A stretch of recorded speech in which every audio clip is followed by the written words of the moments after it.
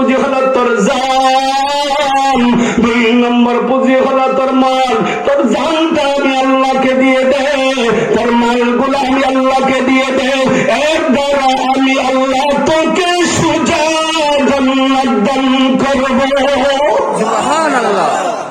এখন প্রশ্ন হলো, উলি হুজুর জানটা দিব কেমনে? উলি জানটা তো কেমনে দিবেন? আপনাদের মসজিদের ওয়াজ না এটা? মসজিদের মুয়াজ্জিন আপনাদেরকে ডাহেনি?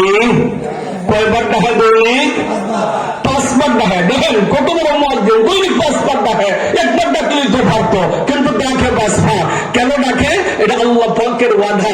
মুয়াজ্জিন তুমি ডাক দিবা, কেন না ডাক দিবা? আমার গোলামকে বলছি, তার জানটা আমি আল্লাহকে দেওয়ার জন্য আমার গোলামকে নির্দেশ দিছি যে গোলাম তোর জানটা আমাকে দিয়ে দে। যখন রাত্র গভীর হয়, ফজরের সময় মুয়াজ্জিন যখন বলে হাইয়া আলাস সালাহ,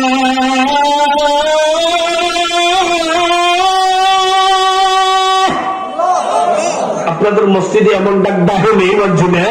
এমন ডাক যখন ডাকে, মসজিদের ডাক দেয় কয় আয় মসজিদের দিকে আয়, আয় নামাজের দিকে আয়। এরপরে আরেকটা ডাক দেয় হাইয়া আলাল ফালাহ,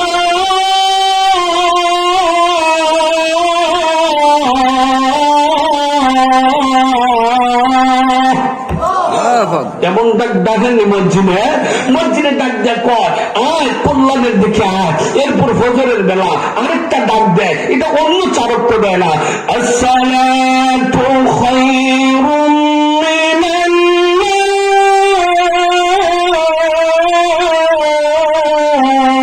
নাওম।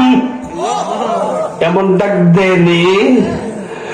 মুয়াজ্জিন ডাক দিয়ে কয় গোলাম আয় তোর মালিক তোকে ডাকে।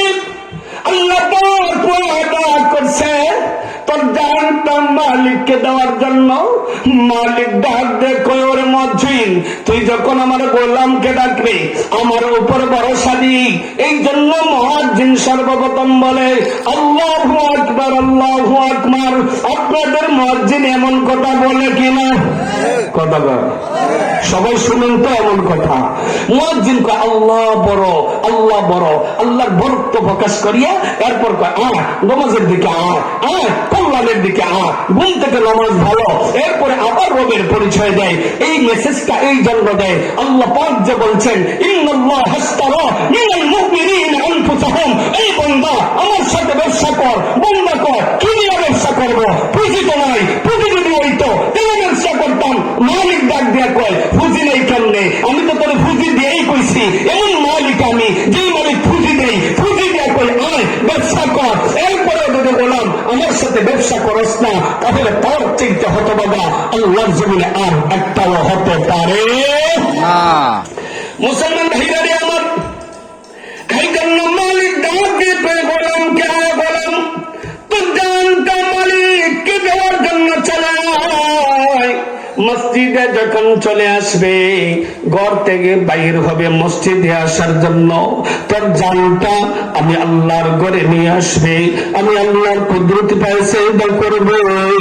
গোলাম শুনিয়া রাখ, শুনিয়া রাখ, যে মুহূর্তে ঘর থেকে বের হইলে আমি আল্লাহর কুদরতি পায়ে সিজদা করার জন্য, গোলাম শুনিয়া রাখ, যে মুহূর্তে ঘর থেকে বের হয়েছ আমি আল্লাহর কুদরতি পায়ে সিজদা করার জন্য আমি আল্লাহ ফেরেশতাদেরকে ডাক দিয়ে বলি ও ফেরেশতারা তোমাদের কাছে আমি আল্লাহ পরামর্শ চেয়েছিলাম জমিনের মধ্যে বনি আদম বানাবো কিনা। তোমরা বলেছিলে না বানানোর দরকার নাই।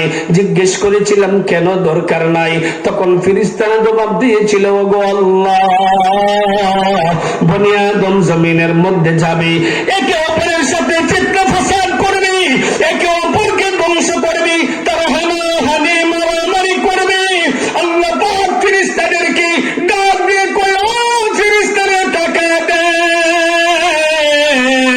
ঘন কুয়াশার মধ্যে কনকনে শীতকে উপেক্ষা করি আমার গোলামেরা আমি মালিককে সন্তুষ্ট করার জন্য আমার মুয়াজ্জিন যখন ডাক দিছে তখন আমার ঘরের দিকে রওনা হয়ে গেছে। ওরে ফেরেশতারা তোরা সাক্ষী ডাক, আমার বান্দা এখন পর্যন্ত ওযু বানায় নাই, এখন পর্যন্ত মসজিদে ঢুকে নাই। এরপরে আল্লাহ তার প্রতি খুশি হইয়া তার প্রতি কদমে আমি আল্লাহ একটা করে নেকি লিপিবদ্ধ করার অর্ডার দিয়ে দিলাম। সুবহানাল্লাহ। বান্দা যখন তার জানটাকে নিয়ে ফজরের নামাজ পড়ার জন্য আল্লাহর ঘর মসজিদ পর্যন্ত চলে আসে, ওযু ইস্তেঞ্জা সেরে যখন মসজিদের মধ্যে আল্লাহর কুদরতি পায়ে সেজদা করে, আল্লাহ পাক ডাক দিয়ে কয়, ও ফেরেশতারা তাকায় দেখ, তাকায় দেখ, আমি আল্লাহর তাসবিহ পড়ে তারা কখনো দাঁড়ায়া। আল্লাহ পাক সূরা বাকারাতে আলোচনা করেছেন, আল্লাযীনা ইয়াযকুরুনাল্লাহ। সূরা বাকারা, সূরা আলে ইমরানে আল্লাহ পাক, সূরা আলে ইমরানে আল্লাহ পাক আলোচনা করেছেন, আল্লাযীনা ইয়াযকুরুনাল্লাহা কিয়ামান ওয়া কুউদান ওয়া আলা জুনুবিহিম ওয়া ইয়াতাফাক্কারুনা ফি খালকিস সামাওয়াতি ওয়াল আরদ রাব্বানা মা খালাকতা হাযা বাতিলা সুবহানাকা ফাকিনা আযাবান নার। আল্লাহ পাক ডাক দিয়ে কয়, ফেরেশতারা তাকায় দেখ, তাকায় দেখ, আমি আমার বান্দাদেরকে, আমি এই জন্য আমার বান্দা বনি আদমকে বানাইছি, তারা আমি আল্লাহকে সন্তুষ্ট করার জন্য এই কনকনে শীতকে উপেক্ষা করে তারা আমার ঘর পর্যন্ত পৌঁছেছে।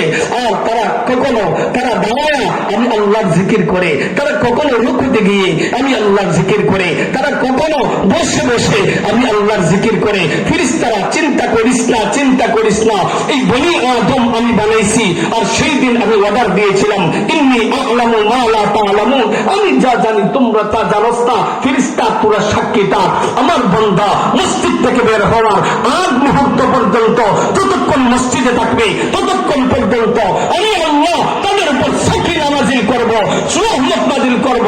শুধু রহমত নাযিল করব তা না, ফেরেশতারা তোরা সাক্ষী থাক, আমার বান্দা মসজিদ থেকে বের হওয়ার সাথে সাথে আমি তার গুনাহগুলোকে ধুয়ে মুছে তার জীবনের সমস্ত গুনাহকে পরিষ্কার করে নিষ্পাপ বানায়া আমি আল্লাহ তাকে তার বাড়ি পর্যন্ত পৌঁছায় দেব। আরো আসতে কর। তাহলে আল্লাহ পাক বলছেন, বান্দা তোর জানটা দিয়া দে, আমি ব্যবসা করতে চাই। বান্দা যদি আল্লাহর হুকুম মানে, নামাজ পড়ে, রোজা রাখে, হজ করে, যাকাত দেয়, কালিমা পড়ে, জিকির করে, তাসবিহ পড়ে, জলসাতে আসে, মাহফিলে আসে, কোরআন হাদিসের আলোচনা শুনে তার জানটাকে ব্যবহার করে, গোয়াকে এটাই বান্দার জান দেওয়া আল্লাহর রাস্তা হয়ে যায়। শুধু তাই না, কখনো কখনো ইমানদার যারা হয়, ইমানদারদেরকে আল্লাহ পাক কঠিন পরীক্ষা করেন। যেমন ইব্রাহিম আলাইহিস সালাতু ওয়াস সালাম, আল্লাহ পাকের জলিলুল কদর একজন পয়গম্বর ছিলেন ইব্রাহিম আলাইহিস সালাতু ওয়াস সালাম। ইব্রাহিম আলাইহিস সালাতু ওয়াস সালামের জীবনের শুরু লগ্ন থেকেই ছিল পরীক্ষা। আল্লাহ পাক এমন একটা পরীক্ষা দিলেন ইব্রাহিমকে। ইব্রাহিম নবী যখন তার কওমের কাছে দাওয়াত দিলেন লা ইলাহা ইল্লাল্লাহ ইব্রাহিম খলিলুল্লাহ, তখনকার সময়ের বাদশা ছিল নমরুদ। বাদশাটা বড় বালা ছিল, কথা বলে না, কত বড় জালিম, যে নিজেরে কয় আল্লাহ।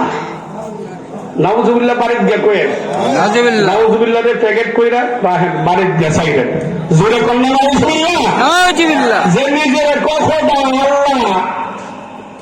ইব্রাহিম আলাইহিস সালাতু ওয়াস সালাম দাওয়াত দিবেন এক আল্লাহর দিকে। নমরুদ কয়, সিনস আমার আল্লাহ, আমি নিজেই খোদা, আবার আমার এক আল্লাহর দিকে দাওয়াত দেস, লম্বা কথা। তো হুজুররা জানে, আমি একদম সংক্ষেপে বলতেছি। এক পর্যায়ে নমরুদ কেঁপে গেল ইব্রাহিমের প্রতি, বলল তোমাকে শাস্তি দিব।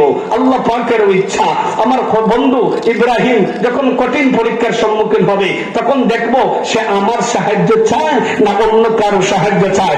নমরুদ চিন্তা করলো, তার তাকে এমন শাস্তি দিব, অগ্নিতে জ্বালিয়ে ভস্ম করে দিব, তাকে বিরাট বড় এক লাকড়ি স্তূপ এক জায়গায় একত্রিত করে আগুন ধরিয়ে ইব্রাহিম আলাইহিস সালামকে কোন বর্ণনায় আছে 1 সপ্তাহ, কোন বর্ণনায় আছে 40 দিন এক সিল্লা অগ্নিকুণ্ডের মধ্যে রাখছে। ইব্রাহিম আলাইহিস সালামের কাছে ফেরেশতারা একাধিকবার আসছেন, ওগো আল্লাহর খলিল ইব্রাহিম, আমরা আপনাকে সাহায্য করব, অগ্নিকুণ্ড একবারে নিভিয়ে দেব আর নমরুদকে তুসতুস করে দেব, আপনি আমাদের সাহায্য চান? ইব্রাহিম বলেন, তোমাদের সাহায্যের কোনো প্রয়োজন নাই, যার হুকুমে আমাকে অগ্নিকুণ্ডে পড়তে হয়েছে তিনি যতদিন আছেন আর অন্য কারো কোন সাহায্যের দরকার আমার নাই। কথা বলেন ঠিক কিনা? সালামের এই ইমানি চেতনা দেখে আল্লাহ পাক ইব্রাহিমকে কুদরতে নুসরত করলেন। কেমন নুসরত করলেন? একদিন নমরুদের মাইয়া আমার মেয়েটা কয়, বাবা আমার একটা মনের বড় ইচ্ছা আছে। বলে ইচ্ছাটা কি? বলে ইচ্ছাটা হইল ইব্রাহিম রে এত বড় অগ্নিকুণ্ডের মধ্যে আপনি ফেলছেন, আমার দেখার ইচ্ছা এই অগ্নিকুণ্ডের মধ্যে গিয়া ইব্রাহিম করে রাখি কি করতেছে, কেমন করে জ্বলতেছে। নমরুদ দেখার বড় ইচ্ছা, সে মিনজানিব নামক ক্ষেপণাস্ত্র দিয়ে ইব্রাহিমকে অগ্নিকুণ্ডে নিক্ষেপ করছে। আবার একটা টাওয়ার বানাইছে, তার মেয়ে যে দেখতো ইব্রাহিম কেমনে অগ্নিকুণ্ডে জ্বলে, এই টাওয়ার বানায়া মেয়ে যেমনে টাওয়ারের উপরে দেখে ইব্রাহিম আলাইহিস সালাম যাই অগ্নিকুণ্ডের মধ্যখানে বৈশা বৈশা জান্নাতি বেলু সুমি ফলগুলা তাজা তাজা গাছ থেকে পেরে পেরে ভক্ষণ করতেছে। সুবহানাল্লাহ। মুসলমান ভাইরা আমার, সেই দিন নমরুদের মেয়ে দাওয়াত দিয়ে করলেন, কাজটা করলে কি ইব্রাহিমকে অগ্নিকুণ্ডের মধ্যে জ্বালাবে, কিন্তু ইব্রাহিম তো অগ্নিকুণ্ডের মধ্যে জ্বলে নাই। আপনারাই তো বলেন অগ্নি কার অর্ডারে চলে? অগ্নি তার নিজস্ব ক্ষমতাতে কাউকে জ্বালাতে পারে না, ছুরি তার নিজস্ব ক্ষমতাতে কাউকে কাটতে পারে না, পানি তার নিজস্ব ক্ষমতাতে কাউকে ডোবাতে পারে না। কথা বলেন ঠিক কিনা? এটা হলো প্রত্যেকটা মানুষেরই না।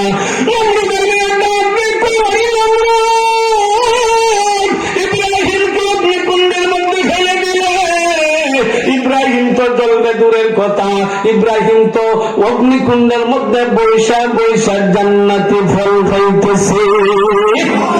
ইব্রাহিম আলাইহিস সালামকে এক চিল্লা পর যখন অগ্নিকুণ্ড থেকে উদ্ধার করা হইল, ও তিনি যখন উদ্ধার হয়ে আসলেন, ইব্রাহিমকে জিজ্ঞেস করা হলো, ইব্রাহিম আপনি অগ্নিকুণ্ডের মধ্যে কেমন দিনাতিপাত কাটাইলেন? ইব্রাহিম বলেন, আমি এমন অবস্থায় ছিলাম জীবনে এমন আরাম আর কখনো অনুভব করিনি। যেমন ভাবে এয়ার কন্ডিশন, এত গরম না এত ঠান্ডাও না, এই অগ্নিকুণ্ডের মধ্যখানে যিনি এয়ার কন্ডিশন ফিট করে দিলেন তিনি কে? সেই রব্বে কারীমের এমন ক্ষমতা আছে, সেই রব্বে কারীম এয়ার কন্ডিশন ফিট করে দিলেন। এরপর দেখেন লক্ষ্য করিয়া ইব্রাহিমকে যেই রশি দিয়া বেঁধে অগ্নিকুণ্ডের মধ্যে নিক্ষেপ করা হয়েছিল, ওই রশি জ্বলে ছাই হয়ে গেছে, কিন্তু ইব্রাহিমের গায়ে দাত্রদাহ দূরের কথা, ইব্রাহিমের গায়ে একটা পশম পর্যন্ত এই জন্য ইব্রাহিমকে আল্লাহ পাক উপাধি দিয়েছেন খলিলুল্লাহ। ও ইব্রাহিম, তুমি সাধারণ পয়গম্বর নয়, তুমি হলে আমার বন্ধু। এই জন্য আল্লাহ পাক বলেন, বান্দা তুমি তোমার প্রিয় বস্তুটা আমি আল্লাহকে দিয়ে দাও, যদি দিয়ে দাও তাহলে তোমার ঠিকানা আমি আল্লাহ জান্নাত দেব। উনি কেমনে দেবে? উনি যেমন ভাবে ইব্রাহিম দিছে, আল্লাহর উপর ইস্তেকামত থাকতে হবে, আল্লাহর উপর তোমার ঈমানি তাহজিব তামাদ্দুন আর ভরসা রাখতে হবে, আল্লাহকে সন্তুষ্ট আর রাজি করার জন্য মসজিদে আসতে হবে, নামাজ পড়তে হবে, আল্লাহকে খুশি করতে হবে। তাই যদি করো তাহলে মনে করবা তোমার জীবনটা দুনিয়াতে থাকতে যদি সফলতা আনতে পারো, অনন্তকাল আখিরাতের জগৎ তোমার জন্য সহজ হয়ে যাবে। সুবহানাল্লাহ। সেই জন্য অনন্তকালের জগৎ, আখিরাতের জগৎ সহজ করার জন্য আমরা কে কে তৈরি? তৈরি আছি না ইনশাআল্লাহ? আখিরাতের জন্য সামান যদি হাত নামান, আখিরাতের জন্য যদি সামান তৈরি করতে হয় তাহলে আজ থেকে আর নামাজ ধরন লাগতো না। সবাই করে নামাজ ধরন লাগতো। মাঝে মধ্যে সামনামাজ যেহেতু হুজুর কইছেন পড়তাম, তাহলে শুক্রবার আয়া পড়লেই পড়ব না? প্রতিদিন ধরন লাগবো? প্রতিদিন কয়েকটা নামাজ? কয়েকটা। আরো জোরে সবাই বলেন। 5 ওয়াক্তের নামাজ কোন ওয়াক্তের কত রাকাত জানা আছে নি? জানা আছে তো? দেখেন আমার বেড়া লাগবেন না। এক বেড়ারে গেছে দামান দেখতো। কি দেখতে গেছে? দামান। দামান বুঝেননি? জামাই জামাই দেখতে গেছে। এবং দেখতে যাওয়ার পরে শ্বশুর বাড়ির লোকজন জামাইরে জিজ্ঞেস করছে, দেখি জামাইটা একটু দিনদার কিনা, একটু টেস্ট করে দেখি। টেস্ট করতে গিয়ে জামাই কত ফজরের নামাজ করে। হ্যাঁ, জামাই তো চিন্তা করছে, আহারে ফজরের নামাজ কেমনে কয়, এত গভীর রাত্রের নামাজ, আবার এত কষ্ট করে ঘুম থেকে উঠতে হয়, উঠটা তো আসলে নামাজটা তো কম হইতো না, মোটামুটি বসে উঠবো। কইতে কইতে কয় ফজরের নামাজ 20 হাত। আচ্ছা, আপনারা কোনটা ফজরের নামাজ করে? হাত জোরে কম, আরো জোরে। এখন দরজার সিফাত একটা বনির জামাই থাকে না, শালার সাথে যখন জামাই জামাই দেহে, তখন আত্মীয় স্বজন, বিশেষ করে বোন জামাই তো সাথে দেয়। বোন জামাই দরজার জানা দেখাইতেছে, খোদা দেয় আর দেহা